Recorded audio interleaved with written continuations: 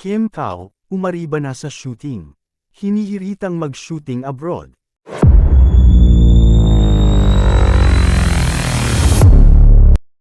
Nagsimula ng gumiling ang mga kamera para sa kauna-unahang pelikula ng rumored couple na sina Kim Chiu at Paolo Avellino. Ang tinutukoy namin ay ang pelikula nilang My Love Will Make You Disappear na ipo-produce ng ABS-CBN at Star Cinema. Sa isang Instagram post ng Star Cinema, makikita ang litrato ng isang movie clapperboard na may nakasulat na My Love Will Make You Disappear, mula sa direksyon ni Chad Videnes. Ginawa ang nasabing announcement ng Star Cinema ilang araw matapos mag-share si Kim ng litrato kasama sina Paolo at Direk Chad. Kuha ang mga litrato sa isinagawa nilang script reading session, kamakailan kasama ang ilan sa kanilang mga co-stars sa movie kabilang na sina Wilma Dawson, Nico Manalo at Karina Bautista. Ito ang unang pagkakataon na magsasama sa pelikula ang Kim Pao matapos ang dalawa nilang successful TV and digital series na Linlang at ang Pinoy version ng hit Korean series na What's Wrong with Secretary Kim.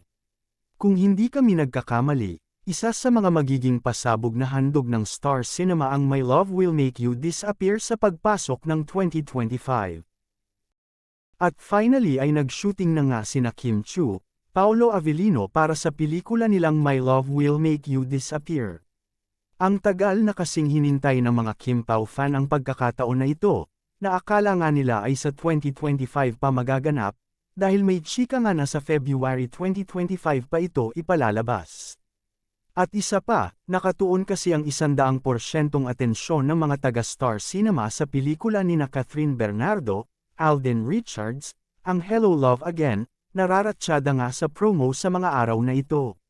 Dahil sa November 13 na ipalalabas ang pelikula. Anyway, makikita nga sa Instagram ni Maiko Del Rosario, ang content marketing ng Star Cinema, na sumalang nasa harap ng kamera ang Kim Pao. They want hearts emoji, simpleng caption ni Maiko. At syempre, hindi na maawat sa saya ang mga Kim Pao fans.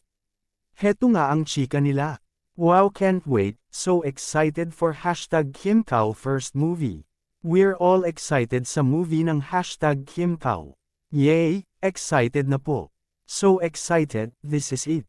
Wow, finally #Kim Pao movie.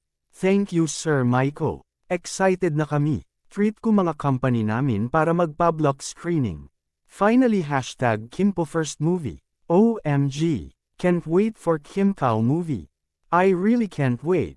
OMG. Wow, excited na po kami. More Kim Pao kilig on the way. Excited much for this movie. Excited na po talaga kami.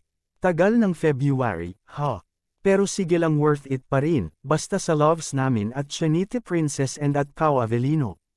Anyway, may iba na humihiling na mag-shooting din ng Kim Pao sa ibang bansa. Para mabigyan din ng ibang kakaibang timpla ang pelikula. Aba, kung ang Kath din nga raw ay nag-shooting sa Canada, bakit naman hindi rin ang Kim Pao?